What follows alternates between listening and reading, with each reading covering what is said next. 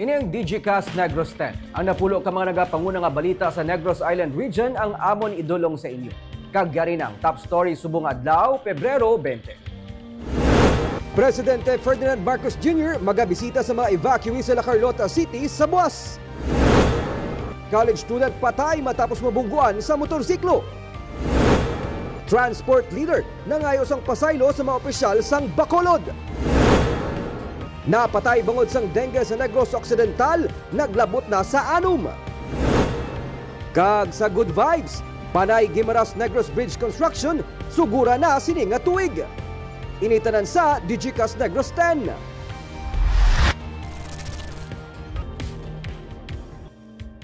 Sa number 10, shear line magadalas ang ulan sa Visayas, lakip na sa Negros.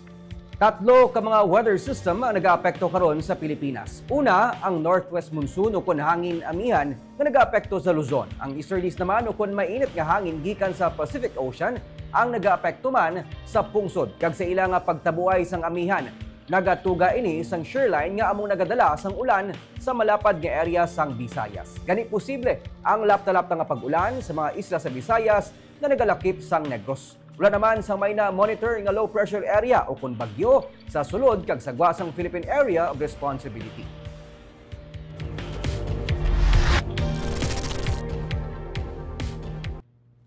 Sa number 9, request para sa extension sang Business One-Stop Shop gikan sa mga negosyante gindinay sang konseho. Wala gin paboran sang sangguniang panlunsod sa Bacolod ang hinyo sang katapos ang Metro Bacolod Chamber of Commerce and Industry na mapalawig pa ang Business One-Stop Shop o BOS para sa business application tubtob sa Marso 31. Nagapating katapos ang konseho nga hindi mangin patas ang pagpalawig sang filing sang registration kag renewal sang business permit para sa mga naghingagaw sa ginpalawig naman nga deadline sang Pebrero 15. Humalin sa nagtakop ang BOS sa Bacolod City Government Center, ginpatuma na sang City Treasurer's Office ang penalty sa mga late business applicants. Sa record sang Treasurer's Office, naglabot sa 622 million pesos ang business tax collection sang syudad.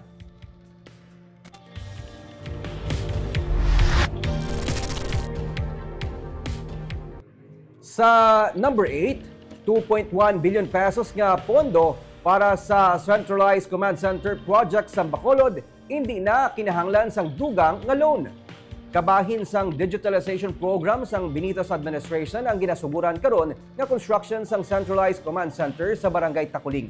Nalakip sa Build, Transfer and Maintain Agreement upod man sa High Data Infra Corporation ang pagtalana sang 2.1 billion pesos nga pondo para sa digital infrastructure nga magalakip sang pag-install sang hindi magdubo sa 150 ka mga CCTVs kag intelligent lamp poles para mapabaskog ang emergency response kag seguridad. Ginapaabot nga pagi sa proyekto, mapadasig ang government transaction kag processes paagi sa digitalization kag comprehensive geographic information system. Ginklaro ni Councilor Alvictor Espino nga pamuno sang Committee on Urban Planning, Development and Basic Facilities sang konseho nga hindi kinahanglan sang Bacolod LGU nga mag-loan para sa mga proyekto. Sa idalom sa ginadihon nga kontrata nga magalawig sa napulo ka tuig, ginakinahanglan sang syudad nga mapain sang kapin 200 million pesos nga pondo sa kada tuig para diri. Ang Centralized Command Center project ang nalakip sa mga priority programs sang syudad para sa ginatukod nga Super City. Kadamo ko nakita nga patalang naman because sa social media naghambal sila nga mautang naman kita 2.2 billion. Ang naghambal naman sila wala naman kay chindis ang ginapangwakal nila. They do not understand. Ang ini nga pundo will be spread over 10 years and that ang staggered ang payment naton and hindi utang. This will come from our general fund. And we have established ang concerns ng iba nga councilors. Number 1 is, will this affect, number 1, our social responsibility through our social services? And the answer is no.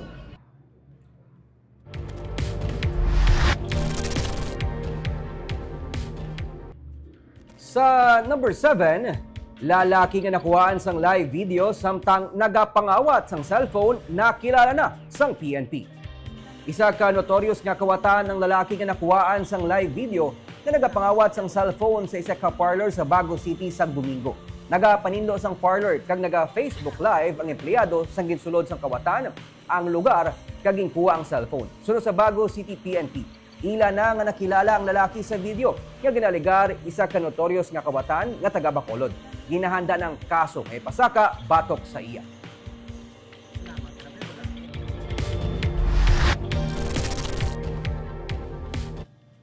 Sa number 6, transport leader nangayo sang pasaylo kay Mayor Albi kag Councilor Alvictor Espino sa ila pag-atubangay. Yari ang report. Maisog nga ginhangkat sang nagligad nga sinimana ni Negros Panay United Transport Leader Warren Gangoso sanday Mayor Albi Benitez kag Councilor Alvictor Espino matapos ginkahangawa ang ginaplano nga pagpangsikop sa mga wala sang business permit nalakip na diri mga traditional jeepney sa syudad. Pero kaina, malulo nga nangayo siya sang pasaylo. Kanday Mayor Albi kag Councilor Alvictor Espino nga personal nga nakikita sa iya upod sa mga kaupdanan sa transport group. Very sorry and thank you. Sa platon sa among disable, ko na sa-overrun kami. Thank you kay Mayor Al. Kay Sir, thank you kasi na namin. Sorry sa... Nasa na Mayor. Ginklaro liwat ni Espino sa katapos ang transport group nga wala sang mandatong katapos ng Bacolod Transportation and Traffic Management Department nga manakop bisan sa mga kolorom nga mga jeep bangod responsibilidad ini sang Land Transportation Office. Nagpanugyan si Espino nga dapat kuntani maging responsable ang mga nagapakilala nga leader sa mga organisasyon sa ila ginapangbuyan yung mga tinaga bisan sa social media. Apology accepted. Now, that's again, we have to take responsibility. However, sa aton nga mga actions that will affect not only yourself but the people that you represent. No? That's why the message from me was, I think, very clear. Nga ang kinahanglan naton mo mga responsibilidad kita sa aton mga statements because hindi lang na kita, no? May mga tao nga nagapati sa aton. So siling ko may lang kay wayaman sa no ko technical may hati gid sa akon kita mo. Hindi ko way ko may ginaisulan mo, di ba? Basta insakto lang ko. Nahangpan sang tagpamuno sang Committee on Transportation and Traffic sang Konseho ang ginakahangawan sa katapos sang Traditional Jeepney Organization sa epekto sa ginapatuman nga Public Utility Vehicle Modernization Program. Amo nga ginaduso niya man ang pagtukod sang livelihood program sa tunga sang syudad kag TESDA kun luyag sang apektado nga mga drivers kag operators sang alternatibo nga palangabuhian.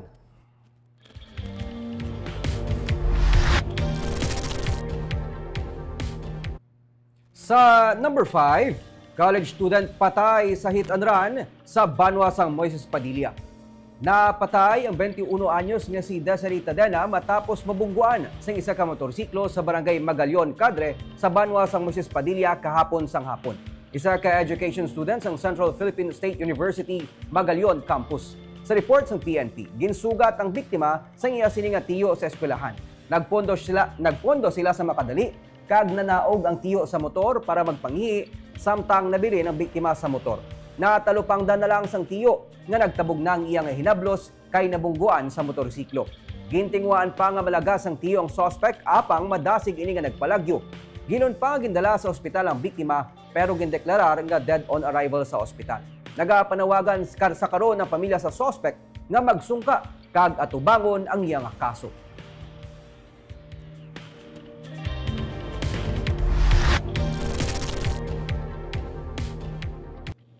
Sa number 4, paggamit sang Banose bilang experimental route sa mga truck, posible suguran sa malason nga simana.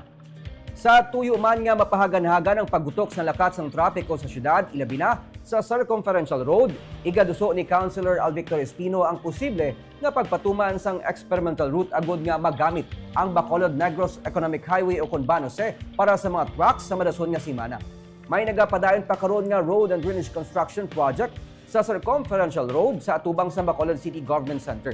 Kani nagapati si Espino nga sarang maghinuway ang alagyan kung ma-divert ang mga nagalinabay nga mga truck sa Banose. Samtang naduso man sa sesyon sang konseho ang plano nga pagpasira sang porsyon sang Banose sa area sang Barangay Filisa tungod sang natalana nga pag-install sang solar power firm sang electrical system sa Marso 1. Ini ang pagatunan pa sa Committee on Transportation and Traffic sang Konseho.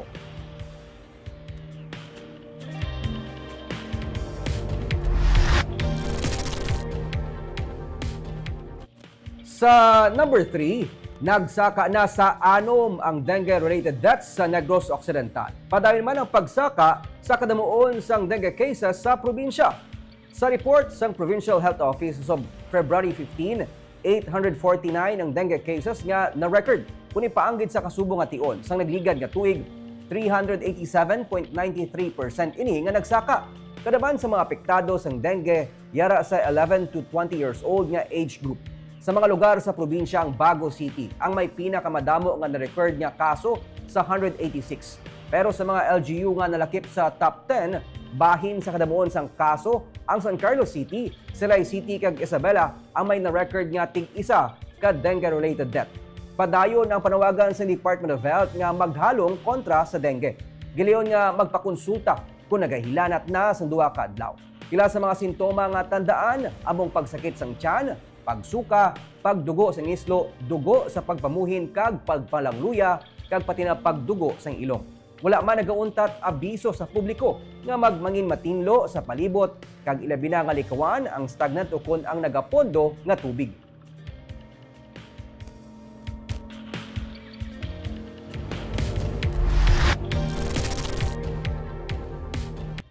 Sa number 2, 85% na nga nahuman ang 10 city sa Himamaylan. Inisuno kay Office of the Civil Defense Negros Island Region Director Donato Sermino III.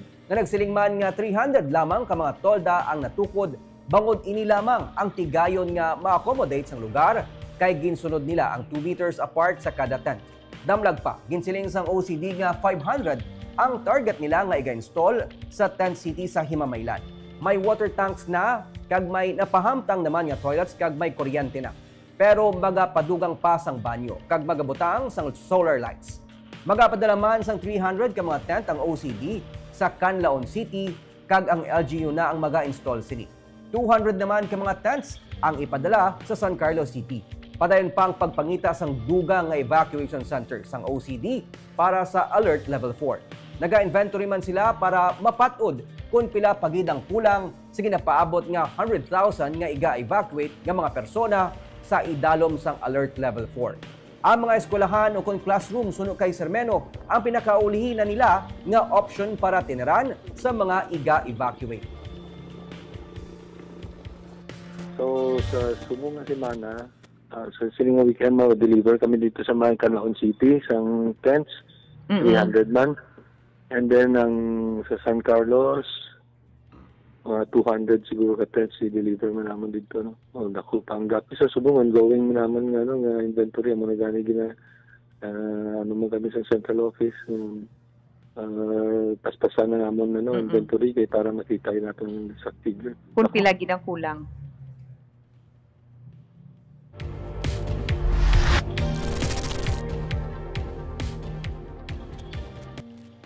Kag sa numero 1 sa mga balita subong nga adlaw, Presidente Ferdinand Marcos Jr. ang ginapaabot magabisita sa evacuation center sa La Carlota buwas nga adlaw, Biyernes. Sunod kay Mayor Rex Salanduon, magapanagtag sang ayuda ang presidente sa mga apektado sang bulkan Canlaon. Launa sang hapon ginapaabot ang presidente para sa situational briefing kag pagkatapos sini ang pagpanagtag sang bulig sa mga head of families sang mga evacuees. May mga 1,200 ka mga persona ang evacuees sa La Carlota ukon mga 300 ka mga pamilya. Samtang magapanagtagman sang bulig sa idalom sang AX ukon assistance to individuals in crisis situation ang utod sa presidente nga si Senator Amy Marcos sa La Carlota. Wala labot sa La Carlota City. Ginapaabot man ang presidente sa Victoria City para sa Alyansa sa Bagong Pilipinas Rally upod ang mga senatoriables.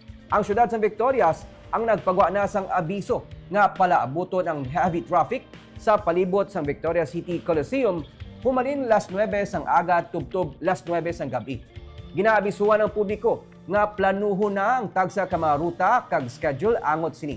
Samtang sa venue mismo, nagapahanumdom ang Victorias nga ginadumilian ang mga armas kag mga matalom nga bagay. mga flammable kag delikado nga items ang ginadumilian man. Hindi man pagtugutan ang mga tumbler, mug, laser pointers, plastic bags, balloons, kag payong.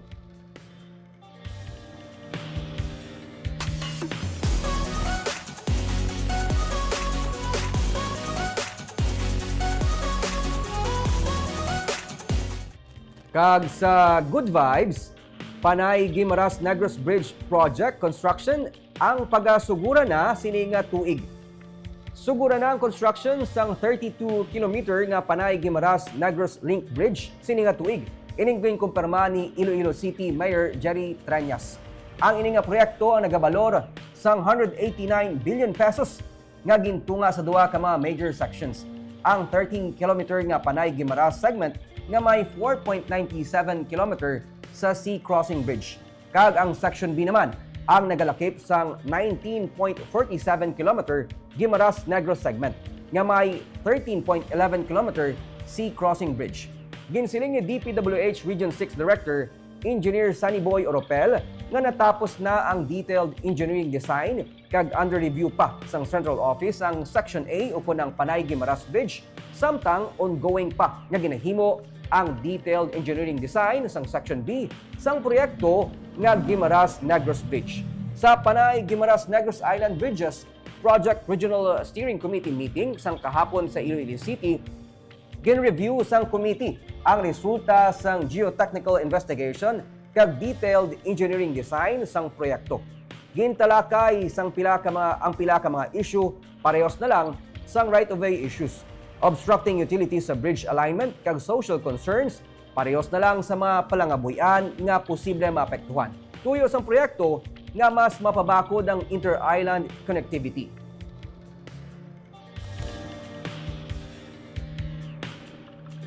Kag antes kita nga magtakop siliwat, tamyaw naton ang mga live viewers naton via Facebook kay Edmer Mingote, subuman kay Ma'am Gloria Bantigue sang Pulupandan, Nani Grande, mayong hapon sa imo sir from Barangay Inulingan sa Banwa sang Moises Padilla, kay Ray Tinusan, mayong hapon, John Rubin sang Kuwait, Hansley Mumbai, subuman kay Joey Guadalupe. Nagapa-shoutout siya sa mga taga-Pulupadan kag sa iya pamilya didto. Kay Sir Benji Burlas, subuman kay Jessary Hevero.